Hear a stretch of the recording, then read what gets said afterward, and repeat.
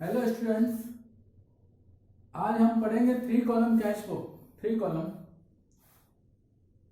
ऐसा बिजनेस जहां पर रेगुलरली और फ्रिक्वेंटली डिस्काउंट अलाउ करते हैं कस्टमर को। कैश रिसीव करते समय डिस्काउंट अलाउ करते हैं और कैश पेमेंट करते समय हम डिस्काउंट रिसीव करते हैं। तो जहां बार बार डिस्काउंट अलाउ रिसीव किया जाता है वहां पर 3 कॉलम कैश बुक बनती है। तो उस कैश बुक में 3 कॉलम कैश बुक में 3 कॉलम होंगे अमाउंट के। डेबिट साइड में होगा date, particular, discount, cash, bank, और एक कॉलम होगा लेजर फोलियो का। Similarly in credit side date, particulars, ledger folio का कॉलम, ये डिस्काउंट का column, cash column and bank column होंगे। तो 3 कॉलम डिस्काउंट, कैश और बैंक डेबिट साइड में होंगे और तीनों ही कॉलम डिस्काउंट, कैश और बैंक क्रेडिट साइड में होंगे। अब रूल डिस्काउंट को किस तरफ रिकॉर्ड करना है। तो discount allowed is recorded in discount column in debit side of cash book with receipt and checks, receipt of check and cash। हम अमाउंट रिसीव करते समय अमाउंट इधर लिखेंगे कैश या बैंक में और उसी के साथ डिस्काउंट भी लिख देंगे। जब हम पेमेंट करेंगे किसी को और हमें डिस्काउंट मिला है तो डिस्काउंट को यहाँ लिखना और पेमेंट को कैश या बैंक कॉलम में लिख देंगे। तो डिस्काउंट अलाउड इस तरफ डेबिट साइड में आएगा इस पेमेंट के साथ में, और डिस्काउंट रिसीव्ड क्रेडिट साइड में आएगा इस पेमेंट के साथ में। तो discount allowed is recorded in debit side and discount received is recorded in credit side of cash book. तो हम इसको डिफाइन कर सकते हैं कैश बुक को। 3 column cash book, it is kept by a large business where cash discount is regularly allowed और received on cash receipt and payment. यानी ऐसा बड़ा बिजनेस जहां पर कैश पेमेंट के टाइम पे और कैश रिसिप्ट के टाइम पे हम डिस्काउंट बार बार अलाउ करते हैं और बार बार रिसीव करते हैं, वहां पर हम डिस्काउंट कॉलम कैश बुक बनाते हैं। 3 कॉलम कैश बुक बनाते हैं जिसमें डिस्काउंट, कैश और बैंक कॉलम होगा। तो जो पेमेंट के साथ जो डिस्काउंट है, हम पेमेंट कर रहे हैं, जो डिस्काउंट है वो इस साइड में आएगा, पेमेंट के साइड में आएगा, और जब पैसा रिसीव कर रहे हैं और हम डिस्काउंट अलाउ कर रहे हैं वो इसी साइड में आएगा, पेमेंट की साइड में या रिसिप्ट की साइड में आएगा। तो रूल सिंपल है, जिस तरफ आप अमाउंट लिख रहे हो उसी तरफ डिस्काउंट लिखो।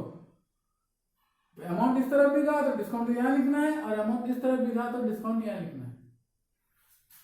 तो हम आज इसको इलस्ट्रेशन से समझेंगे। Example, prepare 3 column cash book from the following transactions. तो फर्स्ट ट्रांजेक्शन है जनवरी 1, 2011। हमें cash in hand 1400 and bank overdraft 5000।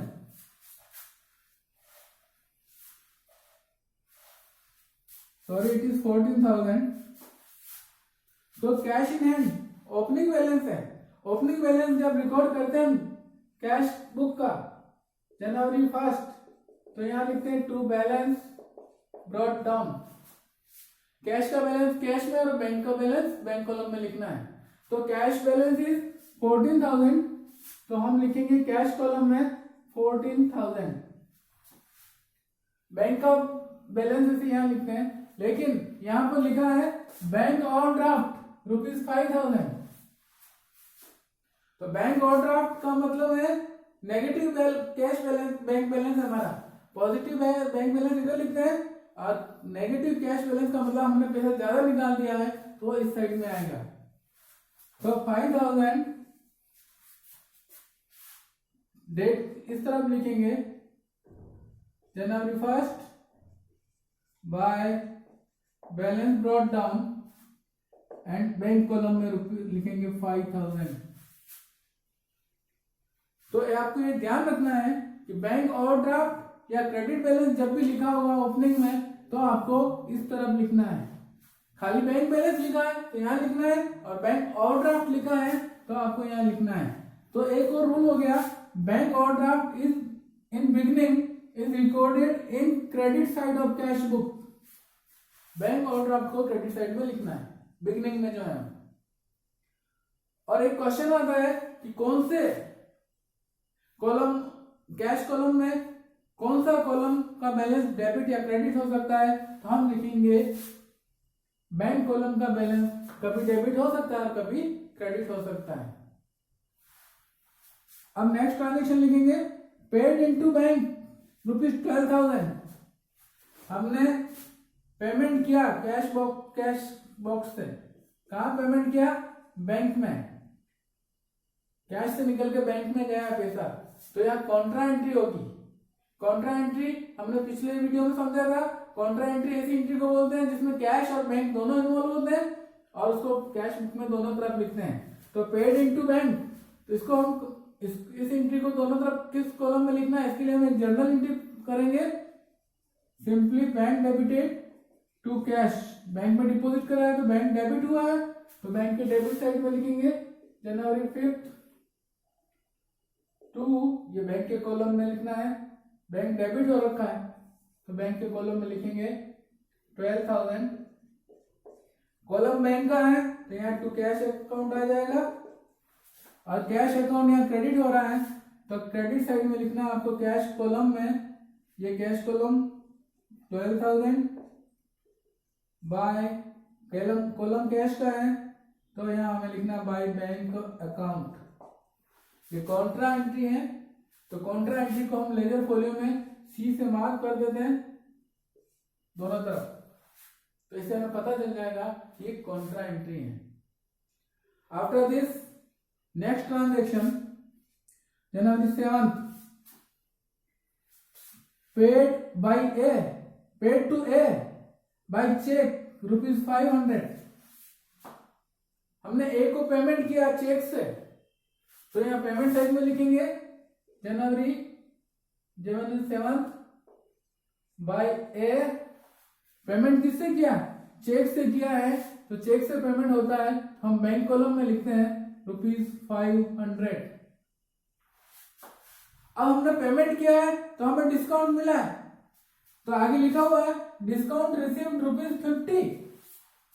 तो पेमेंट के साथ में डिस्काउंट भी है तो पेमेंट हमने यहाँ किया ₹500, बैंक कॉलम लिख देंगे तो डिस्काउंट भी इसी साइड में लिखना है आपको ₹50, इसी के सामने, एक के सामने।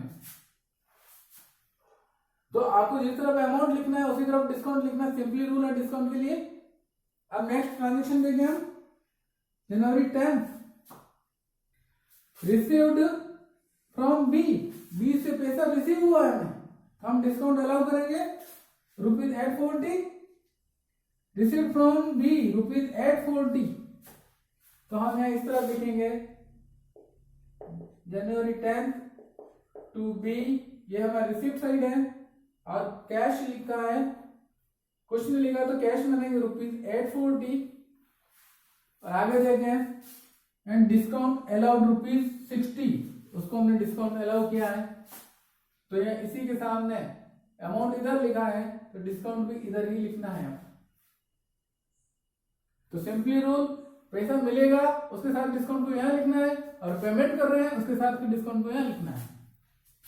Next transaction January 23 withdrew from bank for office use ₹800। अब हम देखें ये बैंक है, इससे हमने 800 रिसीव किया यानी यहाँ से पेमेंट हुआ और हमारे कैश बॉक्स में आया है। तो कैश और बैंक दोनों इन्वॉल्व हो रहे हैं यहाँ पे, इसलिए ये कॉन्ट्रा एंट्री मानी जाएगी। तो इसको हमें दोनों तरफ करना है। तो कैसे करना है, कैश बॉक्स में पैसा आया है तो इधर लिखेंगे, और बैंक से पैसा गया है तो यहाँ लिखेंगे, या फिर हम सिंपली एंट्री करके देख लें। हमारे पास कैश आ रहा है, cash account debit 800 to bank account 800। तो जर्नल एंट्री में कैश डेबिट हुआ है तो यहाँ डेबिट में लिखना है आपको 800।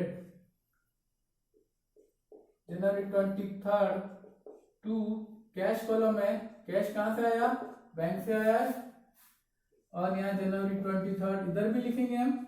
बाय पेमेंट कहां से, बैंक को क्रेडिट कर रखा है तो बैंक के क्रेडिट साइड में लिखना है 800 बाय कॉलम बैंक का है कैश अकाउंट।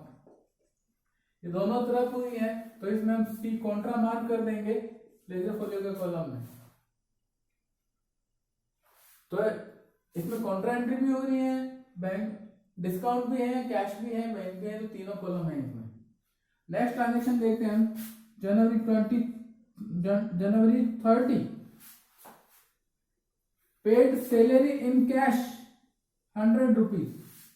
हमने सैलरी पे की उधर जनवरी 30 बाय सैलरी, कैश में पे की है 100 रुपीज, तो हम कैश कॉलम में रिकॉर्ड करेंगे। And rent paid by cheque 400 rupees, same date को हम एक और एंट्री करेंगे by rent, amount is paid through bank 400, तो बैंक कॉलम में रिकॉर्ड करना है। ये पूरे महीने के ट्रांजेक्शन कंप्लीट हो गए। अब मंथ एंड में हम कैश बुक को बैलेंस करते हैं, यानी हमारे कैश बुक में कैश बैलेंस कितना हमारे पास और बैंक में हमारा बैलेंस अभी कितना बाकी है।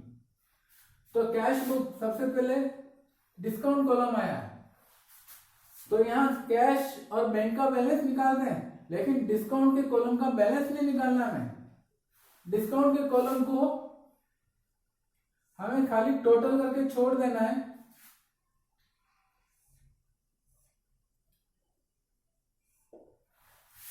इधर डेबिट साइड की टोटल 60 है, या टोटल डेबिट साइड में रिकॉर्ड कर दी, और इधर की टोटल 50 यहाँ रिकॉर्ड कर दी। इसका बैलेंस नहीं निकालना है हमें, टोटल दोनों तरफ ही करके छोड़ देना है। एक क्वेश्चन बनता है एग्जाम में, अक्सर पूछा जाता है कि कौन से कॉलम की हम टोटल नहीं करते हैं 3 कॉलम कैश बुक में। Which column is not total in 3 column not balanced, यानी 3 कॉलम कैश बुक में किस कॉलम को हम बैलेंस नहीं करते हैं। तो उसका आंसर है डिस्काउंट कॉलम को हम बैलेंस नहीं करते हैं, इसकी सिर्फ दोनों तरफ की टोटल करके हम छोड़ देते हैं। इसके बाद कैश अकाउंट, कैश अकाउंट की टोटल हमारे पास हमारी इधर ही हमेशा बड़ी होगी। ये हो गया 0 4 6 15 6 40, ये 15 6 40 इधर की टोटल है, और इधर की टोटल हो गई 12,100 12,100। तो हम बड़ी टोटल को, ये बड़ी टोटल है, दोनों तरफ लिख देंगे 15 6 40, और बैलेंस डिफरेंस निकालेंगे कितने कम पड़ रहे हैं इधर 4 5 3 3 5, तो यहां लिखेंगे जनवरी 31 बाय बैलेंस कैरीड डाउन, और यहाँ कैश कॉलम में लिखेंगे 3540। तो हमने ये समझा है डिस्काउंट का बैलेंस नहीं करते हैं कॉलम का, कैश को बैलेंस करते हैं, और हमेशा इसका बैलेंस क्रेडिट लास्ट में इधर ही आएगा, इधर आने के मतलब इधर डेबिट का बैलेंस है। तो कैश बुक का बैलेंस हमेशा डेबिट ही होता है, यानी इधर आएगा क्लोजिंग बैलेंस। तो एक क्वेश्चन आता है which column has always debit balance of cash book, cash book का कौन सा कॉलम का बैलेंस हमेशा डेबिट आता है। तो उसका आंसर है cash column has always debit balance. क्यों? क्योंकि जितना हमारे पास है उससे ज्यादा का हम पेमेंट नहीं कर सकते हैं, इसलिए इसका हमेशा डेबिट बैलेंस ही रहता है। हाँ, अब बैंक कॉलम की टोटल करते हैं। तो बैंक कॉलम ऐसा कॉलम है जिसकी टोटल कभी इधर बड़ी होगी कभी इधर बड़ी होगी, अर्थात इसका बैलेंस कभी डेबिट आएगा और कभी क्रेडिट बैलेंस आ सकता है। तो हम टोटल करके देखते हैं। तो इस तरफ की टोटल हो गई 12,000 डेबिट साइड की, या डेबिट साइड की 12 है और क्रेडिट साइड की कितनी है 5 500 6 300 6 700, इधर की टोटल है 6 700। तो यहाँ इधर की टोटल बड़ी है, कोई बात नहीं, यहाँ 12,000 लिख देंगे, यहाँ भी 12,000 लिख देंगे। इस बड़ी टोटल में से इसकी टोटल लेस करेंगे 0 0 3 5 300, तो इसका बैलेंस आ गया 5 300। सॉरी, अब ये क्लोजिंग बैलेंस हमें नेक्स्ट मंथ में इस तरफ ट्रांसफर करना है। 2011 February 1st to balance brought down. हमेशा हर अकाउंट का क्लोजिंग बैलेंस हम नेक्स्ट मंथ की फर्स्ट डेट को रिवर्स साइड में ट्रांसफर करते हैं। तो डिस्काउंट कॉलम में है नहीं, ये 3540 कैश कॉलम और ये बैलेंस ब्रॉट डाउन हो जाएगा 5300। तो आपको 2 कॉलम कैश बुक की तरह ही बनाना है इसको, बस एक काम और ज्यादा करना है कि एक कॉलम डिस्काउंट का एडिशनल बन जाएगा जो पेमेंट के साथ में लिखना है या रिसिप्ट के साथ में लिखना है, और डिस्काउंट कॉलम को टोटल करके छोड़ देना है। बाकी 2 कॉलम कैश बुक के जैसे ही बनेगी। तो इस वीडियो में सिर्फ इतना ही। अब नेक्स्ट टाइप है पेटी कैश बुक, जो हम नेक्स्ट वीडियो में डिस्कस करेंगे। Thank you.